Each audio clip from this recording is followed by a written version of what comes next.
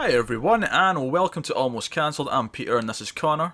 Hey guys. We're going to talk about Preacher, Season 1, Episode 4. It's called Monster Swamp. Didn't see that one coming, did you, Connor? I didn't. It's a cool name though. Or was it Swamp Monster? No, it was Monster Swamp. I didn't flip it. I thought I might have flipped it there for a second, but I didn't. It's fine, it's fine. I nailed it. I know I'm talking for about a minute about how I nailed it. I know, you're so impressed that you managed to read a title correctly.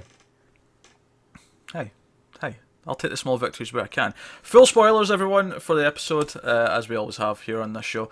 And I did enjoy this episode, and I will start this discussion by simply referring to my favourite scene of the episode, Go on. which was Jackie Earl Haley pissing in a briefcase. Was pretty good. Oh my god, do you know that scene before that point was kind of boring me, because partly because I couldn't understand half the things he was saying because he was like sort of mumbling through his accent, like really sort of softly. But you got the gist of it. You got that he wasn't really up for all this collaborating with other companies because he's ruling the town and whatever.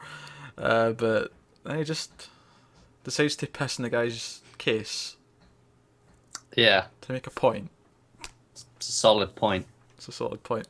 So no, I enjoyed that. But to go back to the start of the episode, I did like the opening, because I think they effectively made the town feel creepy as the girl was getting chased. Yeah, it had a pretty good intensity to it. It did. So it was actually kind of surprising when it turned out, oh wait, this is just a game thing. Yeah. They're playing. I don't know what they're playing. Like, they're having the prostitutes be targets so they can play paintball. I don't know. So They're basically doing human hunting just with paintball instead of real guns. yeah. That's totally healthy. Yeah, why not? Yeah, these guys are completely healthy. Nothing wrong with them. Absolutely. Look, they're paying for it. They can do what they want. I'm not going to dissect that. So she falls in a sinkhole, which leads to Jackie Earle Haley also being fantastic and giving one of the worst. So it's not a eulogy because it's at the crime scene, but just like you think, a bit of decorum, a bit of heartness to it, and he's like, "Aye, watch where you're stepping." Hands the mic back. I had fun with this one. Yeah, same. A lot of good stuff. And it built in a lot of the plot, because obviously Cassidey and Tulip finally met, and both of them had some good moments in this episode. I thought Tulip had, when Jackie Earle Haley's given that speech, I think the character's name is Mr. McKinnon or something like that. Something like that, yeah. McCunsky, I don't know, but something like that. And her reaction to his just not giving a shit was pretty glorious. It is good.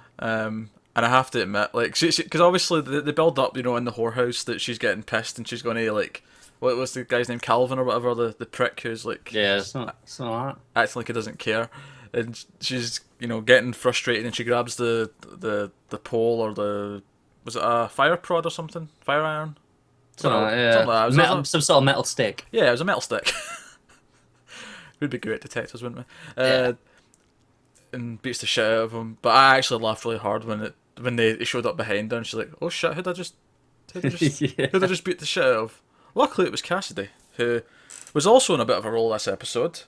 It was. Cassidey trying to explain to Jesse about all the two guys from heaven that are trying to get what's inside them. Oh, glorious. Yeah. Actually, my favourite Cassidey moment was probably when he goes back to the two heaven dudes and he's getting their place. Like, let me write this down just to make sure, right? So what you're going to do is you're going to cut him with a chainsaw, or we could try drawing it out with songs. I think he'll prefer that to the saw.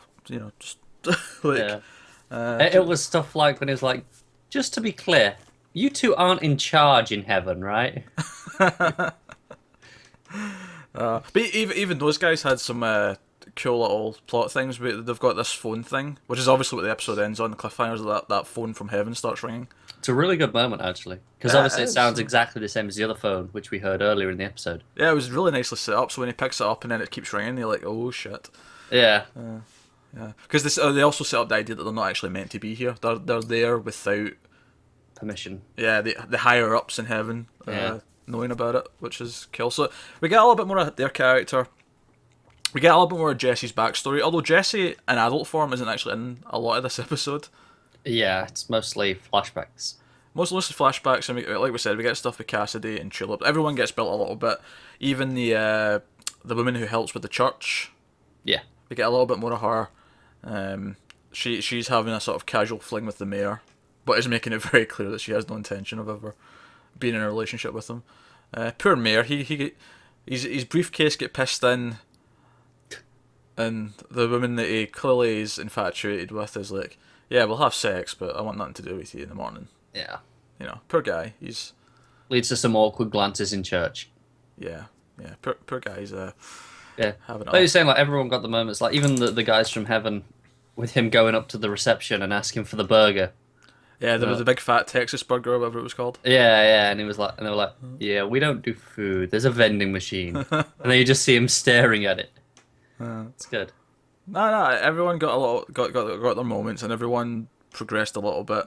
Because even Tulip, you could argue. I mean, what did we learn about her? Well, we learned that she's not actually that bad of a person. She's definitely a rough character, someone who does a lot of bad things. But when she thought she'd injured an innocent person, she seemed to Clearly really felt care. awful, yeah. Yeah, she wanted to get him help and go to the hospital. Yeah. But she catches Cassidy drinking all the blood from the, which I was looking forward to that. See when she was following the blood trail, I was actually anticipating, all right, where's she going to find him? Yeah. Like, is he? Because I was thinking, right, okay, he's probably in the blood banks drinking the bags of blood, right? And that's what they did. But part of me was thinking, is he going to be more absurd than that? Is he going to be like in the morgue, like just sucking blood out of a corpse or something? Like, you know, like how far are they going to go with it? Yeah. But that episode was good fun. It was fun, and I think the pacing in this one is better than the last couple. Definitely better than the last one for sure. Yeah, it just felt like it kept moving along, and I kept getting more interesting things. Which I was think nice. it's better because last week's was the first one without a big thing. You know, like the chainsaw fight, like something like that. Yeah, obviously, the pilot had a lot of things going on. Yeah, and yeah. But then the second one had that, and then the third one didn't have anything, and I felt like the pacing suffered a little bit for it. Like I didn't know it quite what it was building to and ebbing from, whereas this felt much more consistent. Yeah, and of course, the sort of the main story of the episode, I guess, is Jesse wanting to get people into the church, so he gets a big TV for a raffle. And then tells them all they don't want the TV. Yeah, it tells them all they don't want a TV. I laughed at, like, because they had the TV sitting outside the church with a sign on it saying raffle today. I'm like, is that chained to something? Because it, I mean, He's a very trusting person. it quite clearly says on the box 4K 55-inch TV. Like, you know, like people are going to. I think the deal is it's big enough that if you try and walk off with it, someone's got to clock you. That's true. Yeah. So he lures everyone to church, and his whole plan is to give. And I kind of get the sense of what he was doing the whole episode. Is like he's going to show them his power, you know, to make them all believe, you know. Yeah. That's where the whole thing was going, and he does it with Jackie Earle Haley's character because he obviously is the most. Lost. Yeah, that's how he put it. But yeah, so he demonstrates that he can convert him to being a believer. Although I have a feeling, because he says to him that the actual thing he says to them, "Will you serve God?" Right? And he says, "You will serve God." And they ask him again. He says, "Yes, I will serve God." I feel like this is going to come back to bite him in the arse. Yep. Because I feel like taking that literally, as we've seen these people who get told to do stuff do, the guy cutting his heart out. I feel like at some point he's going to get an inkling of what God wants, and it's not going to be good, or something, or he's going to misconstrue it, and it's going to come back and I think what will happen is he can't reach God directly, so he serves heaven by proxy. So he meets those other two guys and starts. Yeah. So, and he starts coming after him. I could see that. I could see that. And I like that his character has more purpose, because we got him last week and he was just kind of there. He was introduced. We got that he was a bit of a dick, but this week, not only did we get a proper bit of characterization through the pissing scene, but we also got, oh, this is what the purpose is. He's actually going to have like a bearing on this, because last week he wasn't even like in a scene with anyone else. I don't think, except maybe the sheriff, vaguely. But whereas this week we actually got him with Jesse and we got him like, in the town, and obviously he's got a plot now, so that's nice. It makes everything feel important. So yeah, that's cool. Then also Cassidey taking all the Heaven Guy's money. Amusing. Yeah, amusing stuff. Yes, very amusing. So no, that was a solid episode of Preacher. Probably my favourite since the first one. Yeah, it was the most consistent since the first one. Yeah, I don't get me wrong, I love the chainsaw fight in 2. Yeah, like, that was like a higher high, but this was solid throughout. Yeah. So finding its footing, I guess. Yeah, as expected after a few episodes. Yeah. So I'm really interesting actually. Cassidey did bring up in this episode.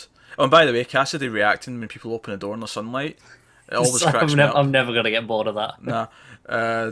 But him coming out in his hat and all that, and he's like Cassidey actually suggests that they'll have to go on a road trip. They'll have to go on the run, which is actually, the book does that quite quickly from what I read, because I read the first book. So I thought it was gonna be a nice little meta joke of like they're not actually gonna do it, but they're just gonna reference it and stuff like that.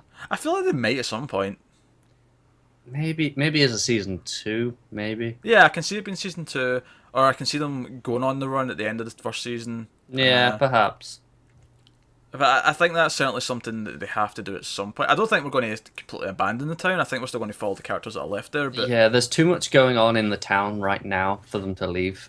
Yeah, absolutely. But I think, obviously, we're building with these Heaven guys and whatever else Heaven's going to send once the phone call's been answered and whatever. So, I don't know. We'll see how hectic things get, and maybe they'll have to go on the run because they have to go find God and kick his ass.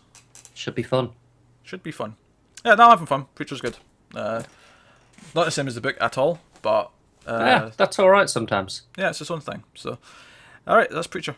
Let us know what you thought in the comments below. Are you being as amused as we are? That'd be nice to know, because it's fun. It's fun communicating with people. I like it. You sound so lonely. He's desperate for contact with people. That's not exactly what I meant, but yes,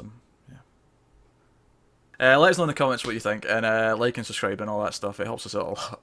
Thanks for watching, guys, and we'll see you next time.